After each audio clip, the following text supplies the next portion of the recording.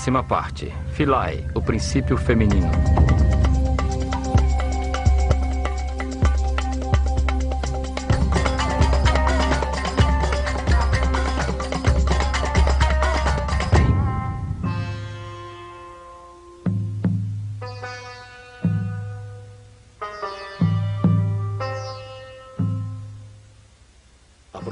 Aproveitando a extensão da ilha de Philae, dedicada desde tempos remotos ao culto de Ísis, a força feminina geradora da espiritualidade na consciência do homem, veremos como a mulher ocupava um lugar privilegiado na hierarquizada sociedade egípcia.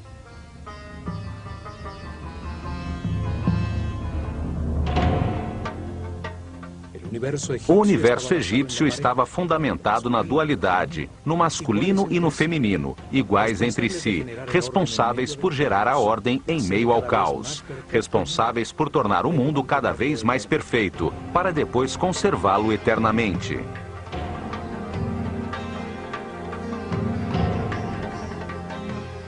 Os sacerdotes do Olho de Horus ensinaram a seu povo que o Deus único, o que está em todas as partes, tem uma parte masculina, a sabedoria com a informação absoluta, e uma parte feminina, a substância homogênea com o amor infinito.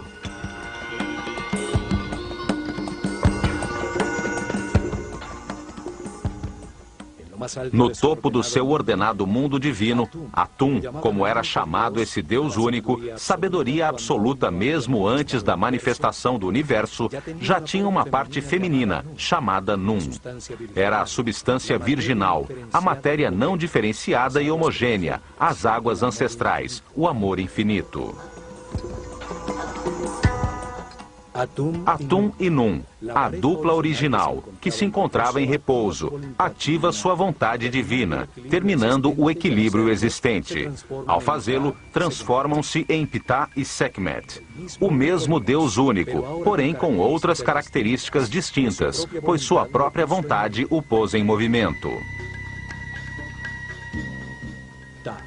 Ptah, a parte masculina do Deus único, emite informação criadora, e Sekhmet, a parte feminina, a gera em sua substância de amor, manifestando-se o Fiat Lux, a energia e a substância radiante em movimento.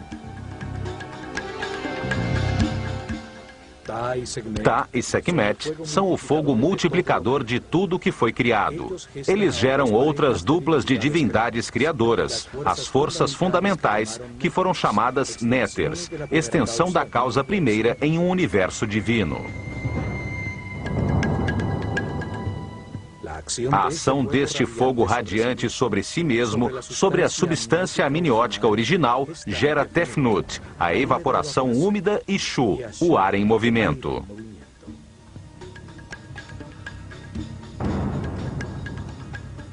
Esta dupla divindade, Tefnut e Shu, o vapor e o ar em movimento, ajudam a modificar o espírito original, tornando-o denso, fazendo com que se materialize ao ser acionado e gere uma nova dupla. Geb, a terra, e Nut, o céu.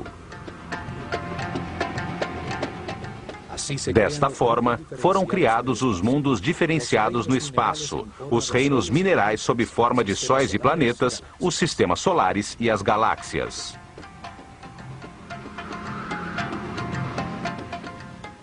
Neste mundo divino, nascem outras duas duplas, Osíris e Ísis, Set e Néftis. Estas duas duplas de forças fundamentais em oposição se encarregam do processo evolutivo de todas as formas materiais no universo para transformá-las novamente em espírito. Assim, pela ação das divindades criadoras, a matéria original se transforma. Diversas combinações matemáticas produzem diferentes estruturas vibratórias, fazendo surgir nos planetas o reino vegetal, estacionário, e o reino animal, em movimento.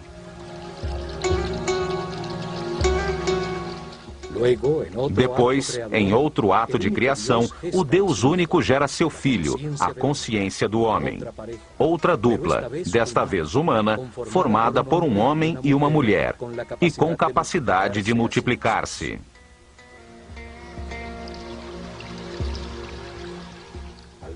Ao fazer isto, Ptah e Sekhmet, a dupla que cria o universo, transforma-se em Amon e Mut, os princípios masculino e feminino do Deus único quando cria o homem.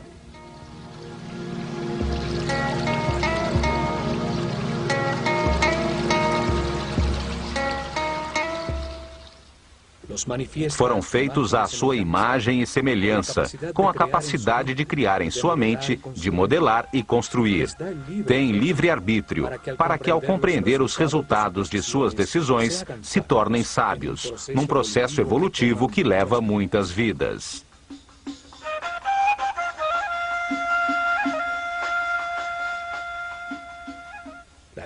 A estrutura egípcia do universo divino e humano estava fundamentada na dualidade. Por tudo isso, a mulher, com sua amorosa presença, tinha um papel muito importante na sociedade. Desde a rainha do Egito, que gera o faraó, às sacerdotisas dedicadas ao culto de Ísis e Hathor, e até a mais humilde mãe do mais simples trabalhador, eram respeitadas e consideradas iguais aos homens.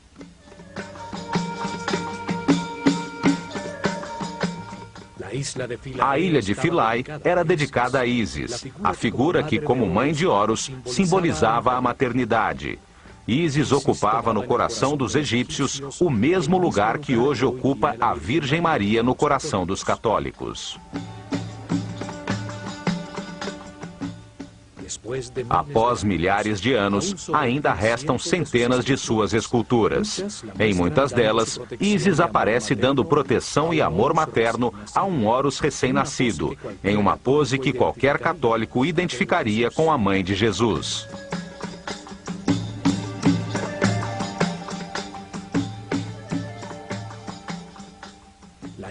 A ilha recebia as iniciadas e sacerdotisas dedicadas ao seu culto em uma sociedade igualitária. Centenas de mulheres chamadas Henmuet Neter eram responsáveis pelo treinamento musical, cantos, bailes e pelo toque do sistro durante os rituais em todos os templos do Egito.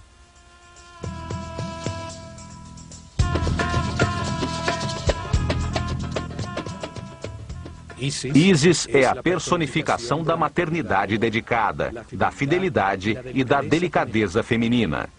Ísis fornece a substância, as emoções superiores, o êxtase, a intuição que, com o acúmulo de amor e verdade, tornam possível a geração de Horus, a consciência imortal e permanente. Ísis é a força que leva o homem à espiritualidade, em todas as suas reencarnações, enquanto vai abandonando aos poucos sua animalidade original e transformando-se em um ser respeitoso, flexível e sábio. Esse ser vai em direção à consciência permanente, simbolizada por Horus, seu filho imortal. Ísis é a matriz desta consciência permanente. Ela gera no mundo interior de todo homem as emoções superiores, conseguindo que eleve sua frequência de vibração. Ísis manda desde as dimensões superiores em direção à consciência, a inspiração que produz as ideias e que dão lugar às artes. Ísis impulsiona a busca e o reconhecimento de Deus. Impulsiona o caminho à espiritualidade, fazendo com que cada homem, livremente, em seu interior, possa sentir a emoção superior de adorá-lo e que o levará ao êxtase.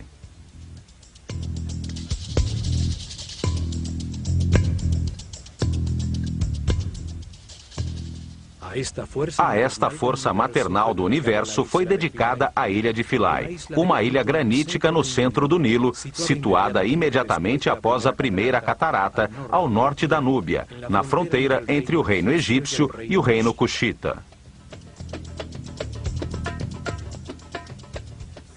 Philae quer dizer ilha ou montículo sobre as águas que emergiu no tempo de Ra. Este nome sugere o uso sagrado deste lugar desde a mais remota antiguidade.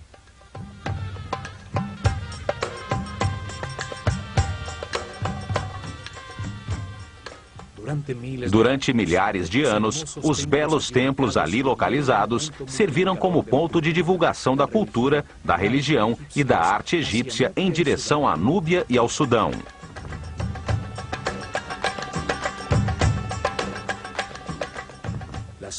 As ruínas mais antigas se encontram no canto sudeste. Ali existia um pequeno templo núbio, orientado para a estrela Canopus e dedicado a uma divindade chamada Mandulis. O templo foi destruído em alguma das antigas guerras entre egípcios e núbios. Ao lado de suas ruínas, os núbios construíram outro templo, dedicado a Arenznufis. Esse é o nome que deram a Osíris, o companheiro de Ísis. Os egípcios passaram a controlar a ilha e construíram um primeiro templo dedicado a Ísis. No ano 1250 a.C., Ramsés II deixou um marco em que afirma tê-lo reconstruído.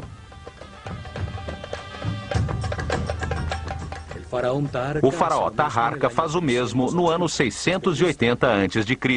e 120 anos depois, no ano de 560 a.C., o faraó Amazis mandou talhar as imagens de seu pílono. 300 anos mais tarde, no canto sul, Nectanebo construiu um pequeno templo. No ano 250 a.C., os faraós ptolemaicos, herdeiros de Alexandre Magno, decidiram reorientar o eixo do templo em 21 graus, para enfocar novamente a estrela Canopus, que tinha se deslocado com o movimento do sistema solar. Os templos estelares eram desmontados e reconstruídos a cada 300 ou 400 anos para enquadrar a estrela que estudavam, pois o movimento do sistema solar pela galáxia a tirava da orientação dos pílunos.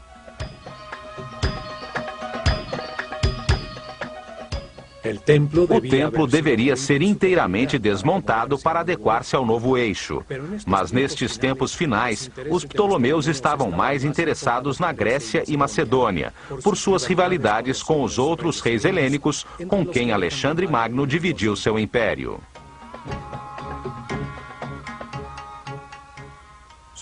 Sua localização em uma ilha tornava este trabalho ainda mais difícil. Por isso, decidiram construir um templo com um segundo pílono que enquadrasse adequadamente a abóbada celeste sem modificar o templo.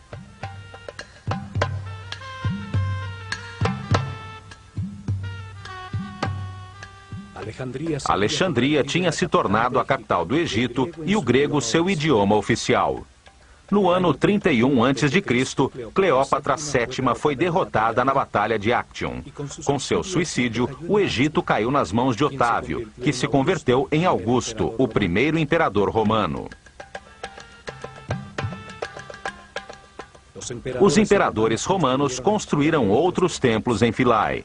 Trajano começou a construção de um pequeno templo que nunca foi terminado. Seus capitéis representam um feixe de papiros, sobre os que ainda se encontram uns cubos de pedra que nunca chegaram a ser talhados com a efígie de Hathor.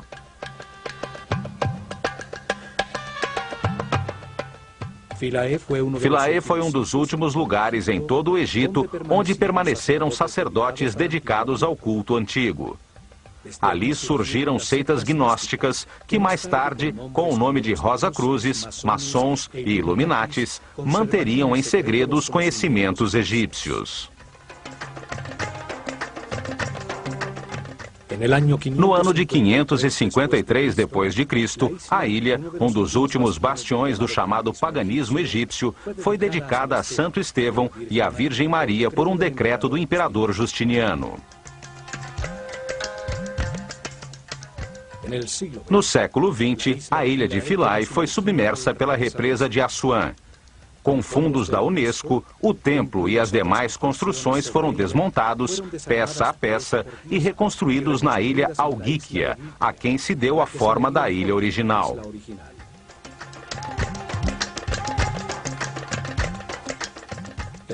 O templo foi orientado da mesma forma que o original.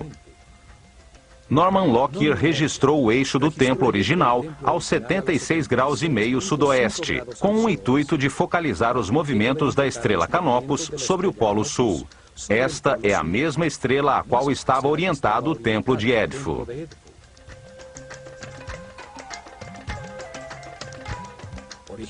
Originalmente, as duas torres do píluno enquadravam Canopus, a estrela polar do sul, aos 15 graus sobre o horizonte, durante milhares de noites. Uma nova confirmação de que todos os templos egípcios estavam orientados para uma estrela ou para o sol.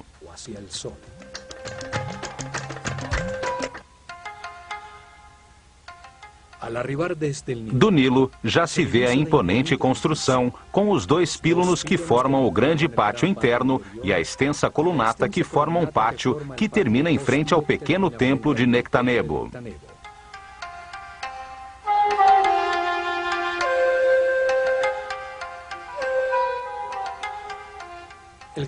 O grande pátio externo tem uma forma de trapézio pela disposição de uma colunata dupla, formada por 32 colunas construídas em um ângulo que se abre em direção ao templo, produzindo uma ilusão de maior profundidade.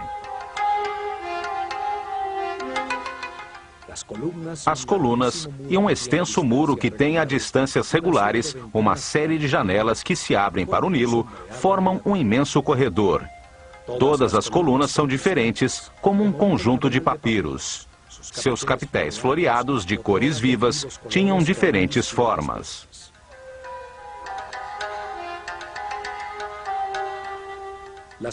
As mulheres se iniciavam como sacerdotisas nos templos dedicados ao culto das divindades femininas, como Ísis ou Hathor.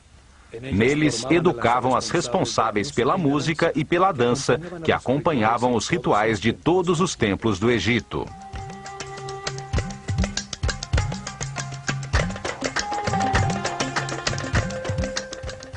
As mulheres dedicadas à música, chamadas de Shemayet, podiam também servir às divindades masculinas e também transformar-se em escribas. Mas era a mulher a encarregada de tocar o sistro, cujo som acalmava as divindades e permitia que a mente do homem descansasse.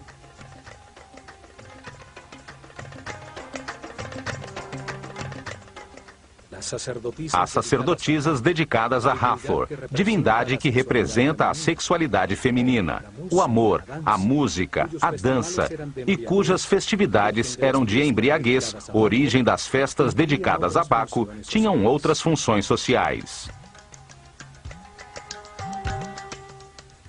Elas traziam a fertilidade e ensinavam as artes do amor aos homens que iam casar, para que aprendessem a dar prazer à futura mulher.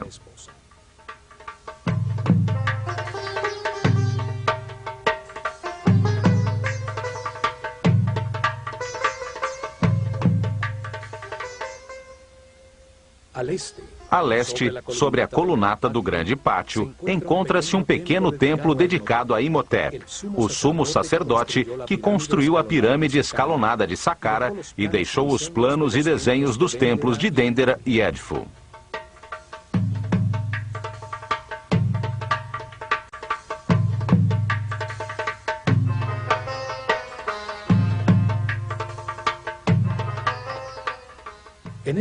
Neste primeiro píluno, assim como na maioria dos templos, está talhada a figura do faraó, neste caso, Ptolomeu XII, golpeando com sua vara de poder os chamados 9 inimigos do Egito.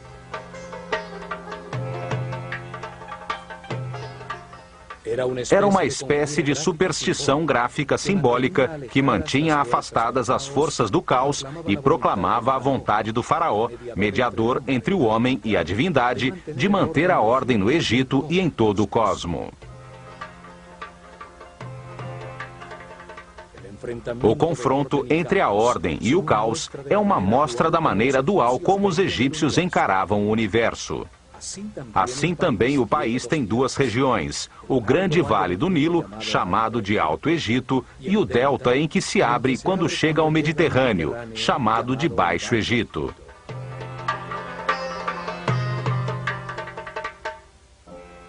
O faraó unificava essa dualidade. usava duas coroas para indicar seu domínio sobre essas duas regiões. Assim também unia o humano com o divino, pois seu corpo era tido como o molde que continha o Ka real, um espírito responsável pelo Egito que reencarnava de faraó em faraó.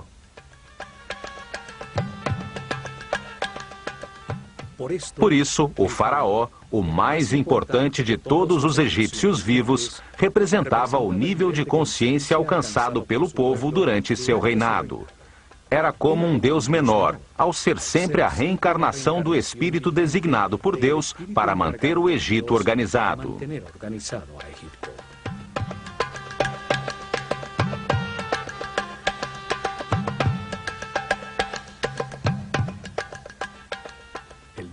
O novo píluno também tem dois mastros, onde ficavam as bandeiras.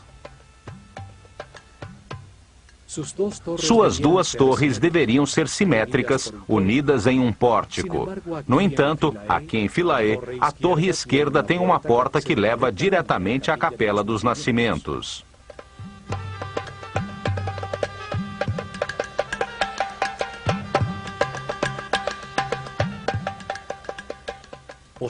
Posteriormente, no período da iluminação romana, um pórtico foi anexado ao primeiro píluno.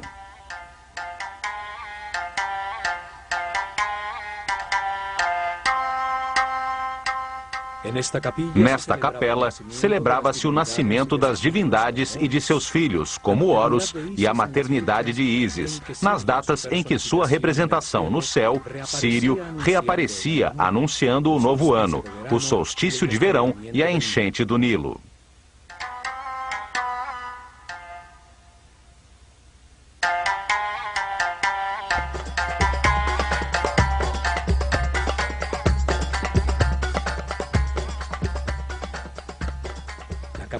A Capela dos Nascimentos, com suas colunas atóricas, substituiu o templo principal como observatório astronômico, antes dos romanos construírem as colunatas que dão forma ao pátio trapezoidal.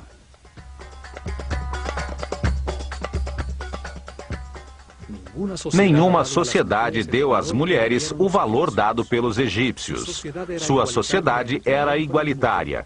Isto se devia à sua concepção filosófica de Deus.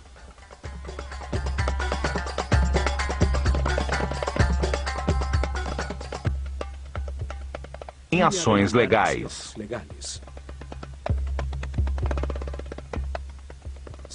Não houve, no entanto, nenhuma mulher em função administrativa.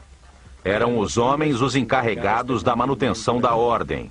Era o faraó quem governava e eram homens os oficiais que administravam o império.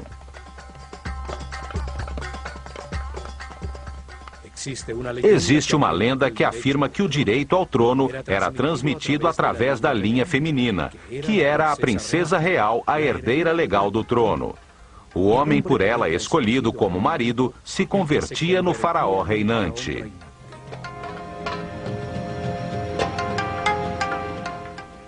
Isto obrigaria todo rei, sem importar que fosse o filho de seu predecessor, a ter que legitimar seu direito ao trono, casando-se com sua irmã ou meio-irmã.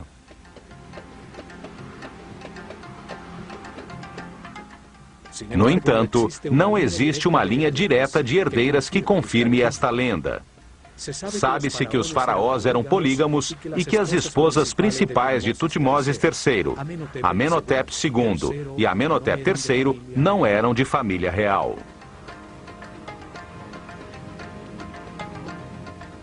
Na realidade, os faraós do Egito que se casaram com irmãs ou meio-irmãs o fizeram com o intuito de imitar as divindades que, como Ísis e Osíris, ou Sete e Néftis, eram irmãos e ao mesmo tempo cônjuges.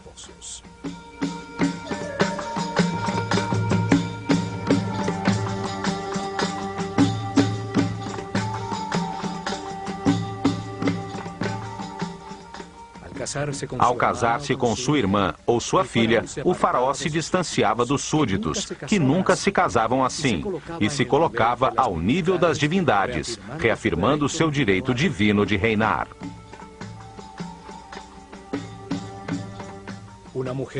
Uma mulher faraó não era uma alternativa normal no Egito. A faraó Hatshepsut chegou ao trono como regente de seu enteado Tutmoses III, filho de seu marido e meio-irmão Tutmoses II com outra mulher. Uma vez no poder, ela se vestiu como homem e assumiu o poder do faraó.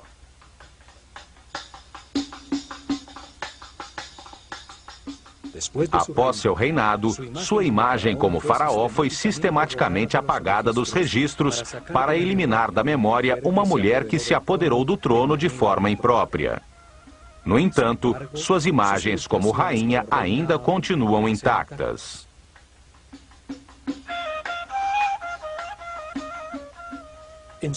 Em apenas 4 ocasiões, durante os 300 reinados, as mulheres se transformaram em faraós do Egito, por razões extraordinárias e como último recurso de suas famílias para tentar manter a ordem.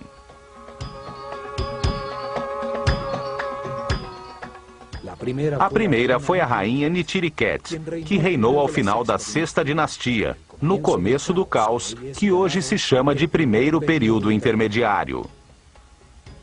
A segunda foi Nefrusobik, em situação semelhante ao final da 12ª dinastia. A terceira foi Tausret, que reinou depois do caos causado por Moisés com suas 10 pragas, quando seu marido Sete II morreu afogado cruzando o Mar Vermelho. E a quarta foi Cleópatra, que matou seu irmão antes que o Egito se transformasse em província romana. Todas tinham em comum serem rainhas do Egito por terem se casado com o faraó e chegarem ao trono pela morte destes em circunstâncias extraordinárias.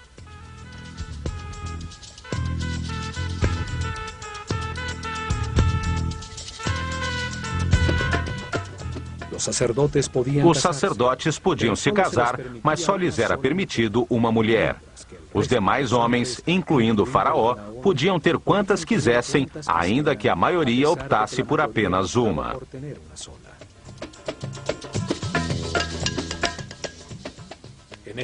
No Egito, existia a separação legal em caso de fracasso do casamento. O homem era obrigado a devolver todas as propriedades e riquezas que a família da mulher havia dado em dote, mais uma parte das suas para os filhos que tivessem tido. Para tanto, somente tinham que dizer, perante o sacerdote do templo e testemunhas das duas famílias, as seguintes palavras: Eu me separo de ti como mulher ou marido e me afasto de ti para sempre. Renuncio a meus direitos sobre ti. Que a vida te dê outro companheiro ou companheira no lugar a que queiras te dirigir.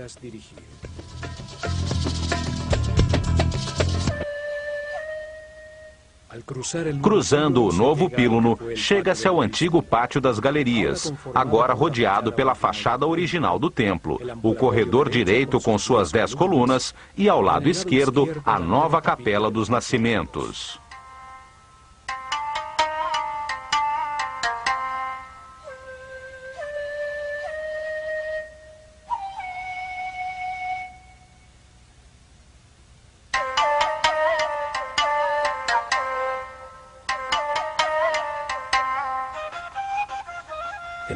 Neste pátio encontra-se o marco com o cartucho de Ptolomeu e Cleópatra, que serviu a Champollion para decifrar o decreto escrito em hieroglifos grego e demótico na famosa Pedra da Roseta.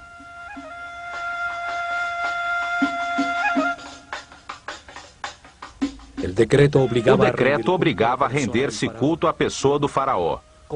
Como isto é interessante para entender os templos dos Ptolomeus, quando este templo foi restaurado, vamos dar um resumo a seguir.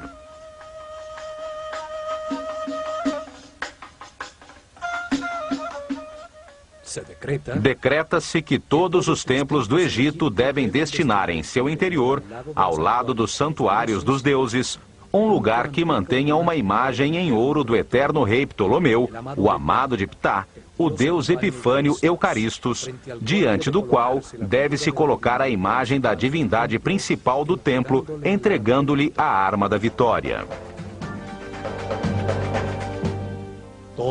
Tudo deve ser feito com o estilo egípcio, e os sacerdotes, com suas vestimentas sagradas, devem prestar adoração 3 vezes por dia, realizar todos os rituais em sua honra e, nas festividades egípcias, carregá-lo nas procissões, como fazem com os outros deuses.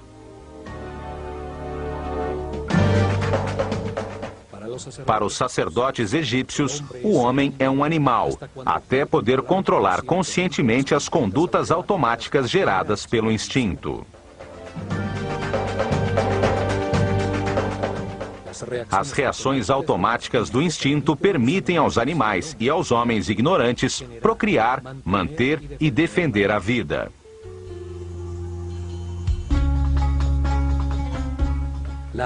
A atração pelo sexo oposto impulsiona a geração da vida. Os desejos são um mecanismo da natureza que indica uma carência a ser suprida para manter a vida. O medo impulsiona a fugir ou a agredir em defesa da vida.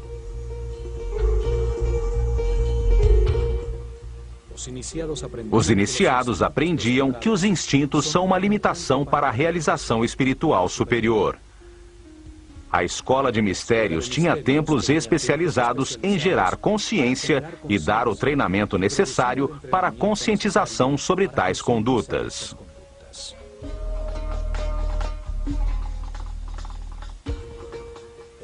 O instinto de agressão era controlado em templos como Kom-Ombo.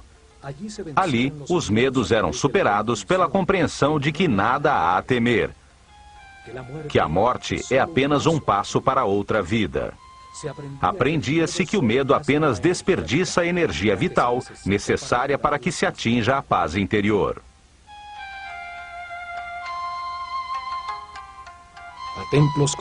A templos como o de Philae, dedicados a divindades femininas, iam os iniciados nos primeiros níveis, para serem guiados pelas sacerdotisas do templo, de forma a tomar consciência dos desejos gerados por seu instinto de atração. O desejo permite ao homem reconhecer uma necessidade ou uma atração. Produzem uma reação de agrado ou de rejeição nos centros emocionais, que, por sua vez, conectam os sentimentos na mente. Mas tais sentimentos são polarizados. Podem ser de alegria ou tristeza. Podem produzir satisfação ou insatisfação.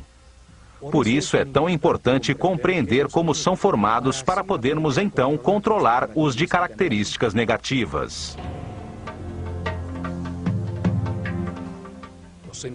Os sentimentos negativos geram apatia, esgotam a energia vital e escravizam o homem às baixas frequências de vibração. Os egípcios acreditavam que o caminho evolutivo começa com o controle dos centros inferiores, quando essas condutas automáticas se tornam conscientes. A forma egípcia para transcender as emoções, a lascívia e os desejos sexuais era reconhecê-los e experimentá-los. Uma pessoa inexperiente e ingênua se descontrola facilmente, é vulnerável a situações que desconhece e pode facilmente cair em depressão. Por isso, a primeira parte do treinamento dos sacerdotes, homens ou mulheres, os levava a reconhecer seus desejos.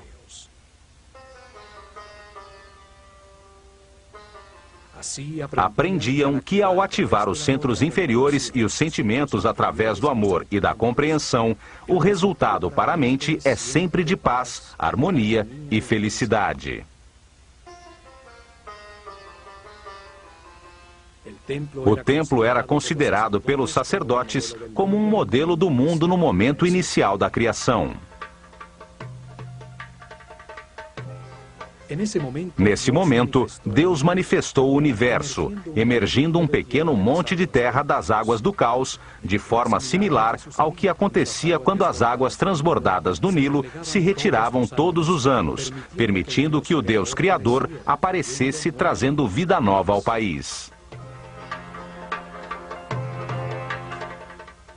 O acesso através de uma escadaria externa fazia com que o santuário se transformasse no montículo da criação, onde Ísis, a divindade deste templo, se manifestava dentro da estátua que a personificava.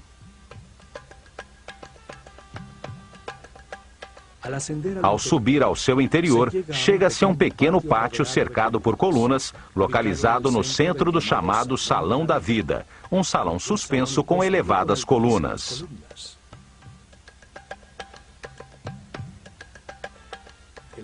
Este salão suspenso em frente aos espaços interiores do templo representa o pântano no montículo original da criação, onde crescem as plantas e papiros simbolizados pelas colunas do templo.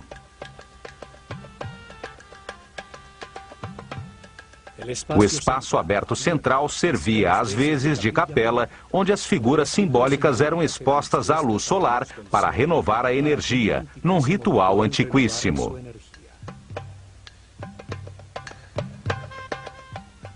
Aqui era homenageada a bondade do Sol por criar e sustentar o mundo, para renovar de energia as forças criadoras, as que impulsionam o processo evolutivo na consciência do homem, que devolverá a matéria a Deus.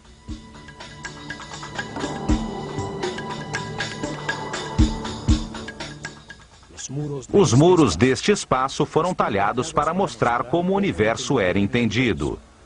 Vemos também outras talhas de numerosas cruzes cópticas, marcas da nova filosofia que chegou ao Egito quando Philae se transformou numa igreja católica.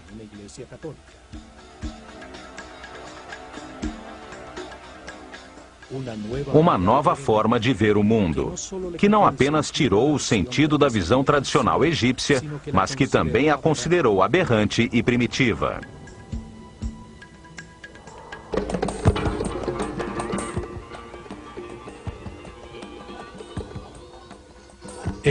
O Salão da Vida, ou Per Ankh, servia como um escritório, onde eram escritos, copiados, editados e armazenados os textos sagrados. Ali eram feitas em papiros as ilustrações mestras que deviam ser talhadas nos muros do templo.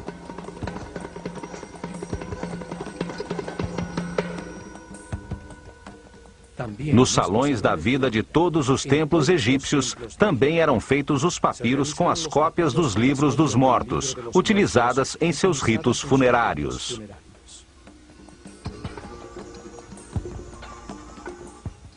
A Casa da Vida era o centro de ensinamento do templo.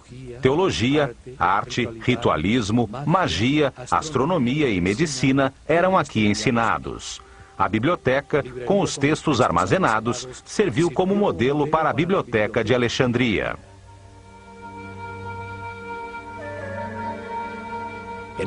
Neste salão, as sacerdotisas tocavam harpa. Eram entoados os cânticos e feitas as músicas que acompanhavam todos os ritos religiosos. Os egípcios acreditavam que a música tinha uma origem divina.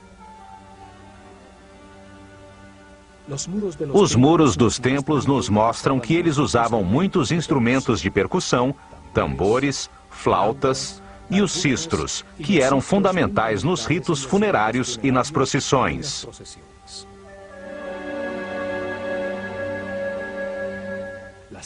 As danças, as músicas e os cantos estimulavam o Criador para que a fertilidade não fraquejasse, evitando assim que o cosmo retornasse ao caos.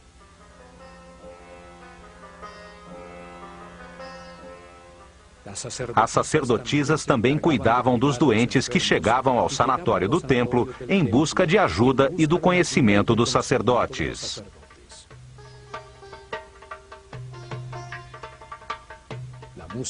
A música era usada como instrumento de cura espiritual e material, e as notas musicais eram usadas como medida entre a Terra e os planetas.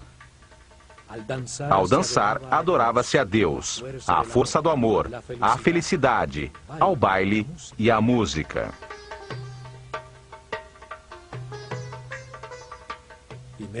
Em seguida, tem-se acesso ao Salão das Aparições, que neste caso não é suspenso, com o tradicional salão aberto para o exterior para receber as oferendas do povo.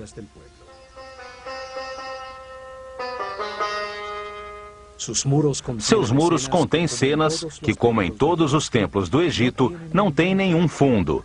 A interação do faraó com as divindades acontece fora do tempo e do espaço.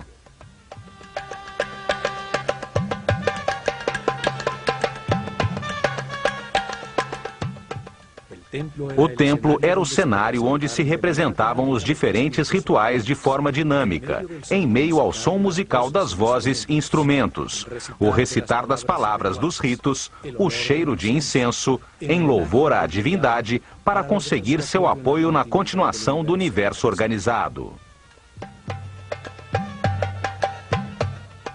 Havia liturgias diárias e uma série de festividades cíclicas, onde as figuras simbólicas recriavam os mitos em cerimônias no espaço sagrado do templo e procissões em barcas sagradas pelo Nilo em direção a outros templos.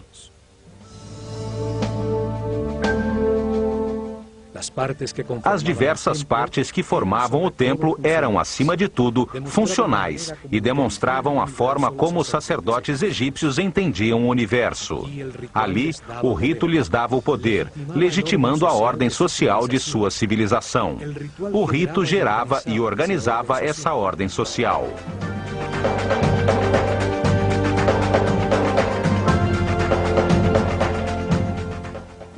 Depois, chega-se à Câmara das Oferendas. Do seu lado esquerdo ficava o Salão da Barca de Ouro, usada para levar a imagem sagrada nas procissões e festividades.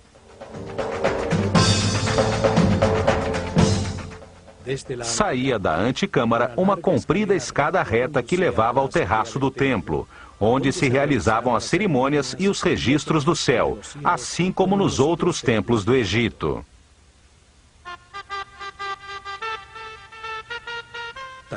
Talhados nas paredes desta antecâmara, vê-se o faraó Ptolomeu fazendo oferendas a Ísis. Tais paredes, douradas em outros tempos, pois eram forradas com lâminas de ouro, perderam quase toda a cor original.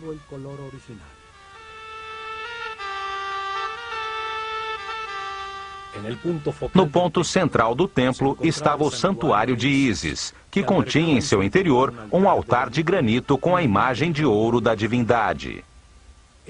Era a estátua do culto, que era levada na barca de ouro durante as procissões e rituais.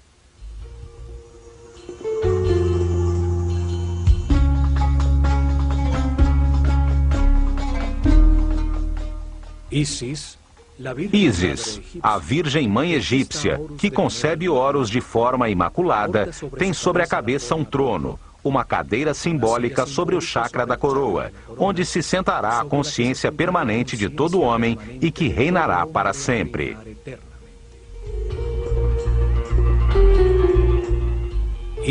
Ísis é a tradução grega do nome egípcio Aset, que significa trono da consciência.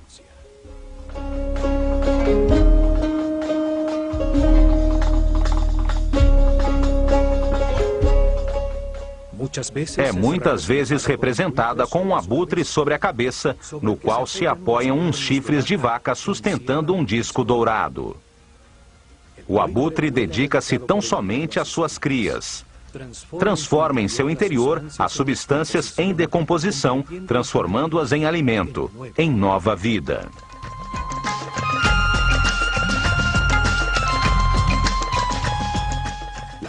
A vaca, que transforma a vegetação em alimento para o homem, era para os egípcios o símbolo do princípio nutritivo.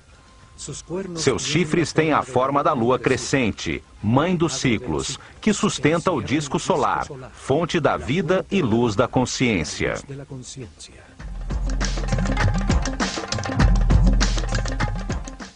Este santuário simbolizava o respeito que os egípcios tinham pela maternidade, um respeito baseado na busca da ordem e do equilíbrio.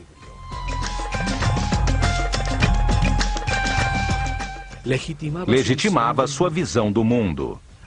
Este era o coração do espaço dos rituais, a casa da divindade onde o faraó ou os mais altos sacerdotes interagiam com a divindade, representando todos os homens.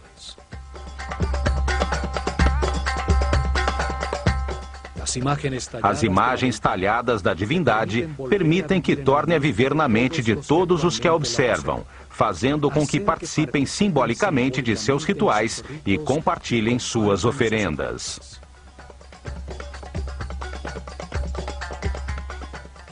Esta é a herança que os antigos egípcios deixaram à consciência de toda a humanidade. A visão de um universo dual, um lugar onde se experimenta os contrastes polares para que se entenda a neutralidade.